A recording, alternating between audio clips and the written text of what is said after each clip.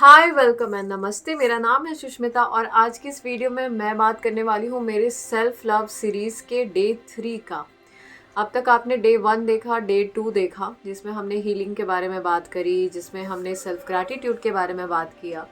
अब बात आती है जो सबसे इम्पॉर्टेंट एस्पेक्ट है, वो है सेल्फ रिस्पेक्ट। आपने बहुत बार सुना होगा किसी से कि रिलेशनशिप को सेव करने के लिए, बचाने के लिए आपने अपने सेल्फ रिस्पेक्ट का भी ध्यान नहीं दिया, बिल्कुल उसको साइड में कर करके आपने एक रिलेशनशिप को बचाने की कोशिश की, तब भी आपका वो रिलेशनशिप नहीं बचा। बहुत बार हम ऐसा करते हैं कि हम अपने सेल्फ रिस्पेक्ट को बिल्कुल साइड में रख करके अपने लाइफ के डिसीजंस को लेते हैं, या डिसीजन भी छोड़ो, अपने लाइफ के सारे वो डिसीजंस को लेते हैं, अपना वो एटीट्यूड रखते हैं जहाँ पे हम खुद को ही रिस्पेक्ट की नज़रों से नहीं देखते हैं और हम इमेजिन कर रहे होते हैं कि हमें दुनिया वो रिस्पेक्ट क्यों नहीं दे रही है। जबकि रियल प्रॉब्लम है कि आप खुद को ही रिस्पेक्ट नहीं दे रहे हो, तो आपको दुनिया क्या खाक रिस्पेक्ट देगी। अब जब बात करते हैं सेल्फ रिस्पेक्ट का, तो सेल्फ लव में एक ये जो है, ये सबसे इम्पॉर्टेंट इसलिए है क्योंकि अंडरस्टैंड दिस वन थिंग कि आपको कोई कुछ भी दे, अगर रिस्पेक्ट नहीं दे रहा है, इसका डायरेक्टली मतलब है कि आप खुद को वो रिस्पेक्ट नहीं दे रहे हो। और जब तक आप खुद को रिस्पेक्ट नहीं दे रहे हो, इसका मतलब है कि आप खुद के बारे में कुछ भी अच्छा नहीं सोचते हो, क्योंकि अगर आप अच्छा सोच रहे होते तो सबसे पहले आप खुद को प्रायोरिटी में रखते और खुद को वो रिस्पेक्ट देते। तो अब बात करते हैं कि सेल्फ रिस्पेक्ट को गेन एक्चुअली कैसे किया जाए और ग्रो कैसे किया जाए। तो again from my personal experience, जो मुझे लगता है कि मैंने किया to gain my self respect back, वो है सबसे पहला है बाउंड्रीज सेट करना। बाउंड्रीज को सेट करना और ये एक क्लियर डिफाइन करना कि ये this is the limit, this is the line, ये आप क्रॉस नहीं कर सकते। अब जब बात करते हैं बाउंड्रीज सेट करने के बारे में, तो हम लोग ना हम इंडियंस जो है, हमको बड़ा ऐसे आदत है कि हर चीज़ साथ मिलजुल करके करने का, वो हम साथ साथ है वाला एटीट्यूड लेकर के चलने का। लेकिन ऐसा नहीं होता है। हर किसी की अपनी एक स्पेस होती है, अपना एक प्राइवेसी होता है। लेकिन बहुत बार, क्योंकि हमको ये चीज़ बचपन से नहीं सिखाया गया है, तो बहुत बार हम हमारे पर्सनल चीज़ों में, या फिर हमारा जो बोलते हैं ना बाउंड्रीज सेट करना, वो हमको कभी किसी ने बताया नहीं और दूसरा इसका बेनिफिट उठा जाते हैं।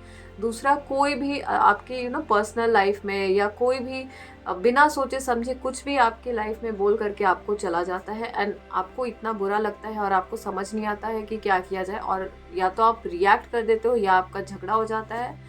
तो यहाँ पे हमें सबसे पहली चीज़ ये करनी है कि बाउंड्री सेट करना है, a clear demarcation.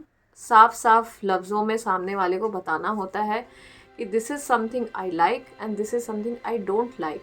For example, अगर आपके साथ ये आपके ग्रुप में कोई ऐसा इंसान ज़रूर होगा कभी ना कभी, कि जो मजाक मजाक बोल करके कुछ ऐसा जोक मार रहा होगा जिस पे सब हंस रहे होंगे, लेकिन शायद आपको खूब ख़राब लग रहा होगा। और वो मजाक, फॉर एग्ज़ाम्पल किसी की बॉडी शेमिंग हो रही होगी, किसी को बुली किया जा रहा होगा और सब मज़े ले रहे होंगे, लेकिन आपको बिल्कुल मज़ा नहीं आ रहा है। वहाँ पे बहुत ज़रूरी है एक साफ लफ्ज़ों में बोलना कि हे, दिस इज़ नॉट कूल, ये अच्छा नहीं था, ये मुझे पसंद नहीं आया, और I don't like this at all. अगर इंसान मैच्योर होगा सामने वाला, वो आपके इस बात को समझेगा and that person will not do this ever again.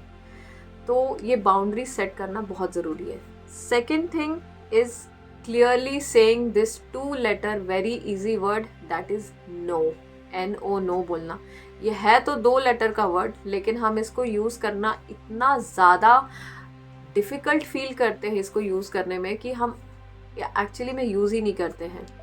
हम हमेशा यही सोचते रह जाते हैं कि अरे यार, ना कैसे बोले, सामने वाले को ख़राब लग जाएगा, सामने वाला क्या फ़ील करेगा। भले हम क्यों ना बेकार फ़ील कर रहे हो, भले हम क्यों ना सबसे ज़्यादा हर्ट हो, लेकिन सामने वाले को बुरा नहीं लगना चाहिए, और हम अंततः पीपल प्लीज़र ही बन के रह जाते हैं।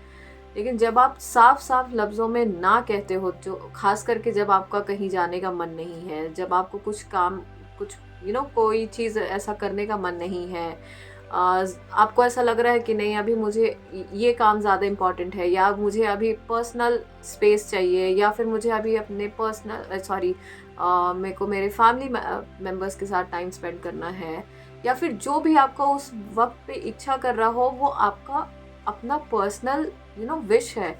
उस चीज़ को कभी भी नकारना नहीं चाहिए। उस चीज़ को आपको सामने वाले को साफ साफ बोलना चाहिए कि हे मैं समझ रही हूँ कि आप मुझे क्यों बुला रहे हो, कोई बात नहीं, इस बार नहीं अगली बार। अंडरस्टैंड दिस वन थिंग, जो आपके अच्छे फ्रेंड्स होंगे, सिर्फ फ्रेंड्स क्या, जो आपके लिए अच्छा सोचते होंगे, जो आपके सही के वेल विशर होंगे, वो आपके इस ना को बहुत अच्छे से समझेंगे और इनफैक्ट बहुत ज़्यादा रिस्पेक्टफुली लेंगे, और वो आपको आपके ना कहने के लिए कभी भी बुरा फील नहीं कराएंगे, ना खुद करेंगे। सो ये ना बोलना बहुत इम्पॉर्टेंट है। Now third thing, the most important, self respect के लिए बहुत बहुत ज़रूरी है। सेल्फ रिस्पेक्ट के लिए जो सबसे ज़्यादा ज़रूरी चीज़ है, वो आपने बहुत कॉमन सुना होगा, but it is like a life changing thing, at least for me, मेरे लिए पर्सनली बहुत बढ़िया रहा ये था distance from any negative person और एनी टॉक्सिक पर्सन। डिस्टेंस इसलिए भी ज़रूरी है ताकि इसका जो असर है हमारे सबकॉन्शियस माइंड पे ना पड़े। बहुत बार ऐसा होता है कि हम खुद को लेकर के पॉजिटिव शायद फील करते हैं, हम खुद के बारे में बढ़िया सोचते हैं, लेकिन हमारे आसपास वाले जो लोग हैं ना, हमको बहुत बुरा और बहुत बेकार फील कराते हैं, बिकॉज वो खुद के लाइफ में बहुत फ्रस्ट्रेटेड है या वट एवर रीजन्स की वजह से। बट हमको ऐसा लगता है ना कि चलो यार कोई बात नहीं, फ्रेंड है कोई बात नहीं, फैमिली मेम्बर है कोई बात नहीं। लेकिन आपको ये चीज़ समझना पड़ेगा कि आपका सबकॉन्शियस माइंड ना हर एक चीज़ गैदर कर रहा है, और कोई भी चीज़ आप बार बार खुद के बारे में सुनते हो, वो आपका सबकॉन्शियस माइंड रजिस्टर कर लेता है, और जो यहाँ रजिस्टर हो गया वही मैनिफेस्ट होगा। एक टाइम ऐसा आएगा जब आप खुद को लेकर के पॉजिटिव थे, लेकिन आप इतनी बार अपने बारे में नेगेटिव सुने उन लोगों से, अब आप कंप्लीटली नेगेटिव हो गए खुद के लिए। इसलिए बहुत ज़रूरी है कि केयरफुली चुना जाए कि आपके कौन लोग हैं, आपके एक्चुअली में कौन से फ्रेंड्स हैं, या आपके लिए एक्चुअली में आपके फैमिली मेम्बर्स कौन है। Understand this one thing, not everybody is your family member, not everybody is your family, not everybody is your friend. This is the reality of life. और ये आपको तब पता चलता है जब आप एकदम लाइफ के लोएस्ट में चल रहे हो। वो उस वक्त एकदम क्लियरली फिल्टर होके आ रहा होता है कि ये आपके असल के लोग हैं, ये आपके असली फ्रेंड्स हैं, और ये बाकी भीड़ है, बाकी जनता है। सो आई थिंक ये तीनों पॉइंट मेरे हिसाब से पर्सनली मेरे खुद के एक्सपीरियंस से बहुत ज़्यादा ही लाइफ चेंजिंग रहा है। मेरे सेल्फ रिस्पेक्ट को काफ़ी ज़्यादा बढ़ाने में इसने हेल्प करी है, and I hope it works for you as well. So अगला जो वीडियो होगा वो डे 4 के लिए होगा। So till then stay tune and thank you.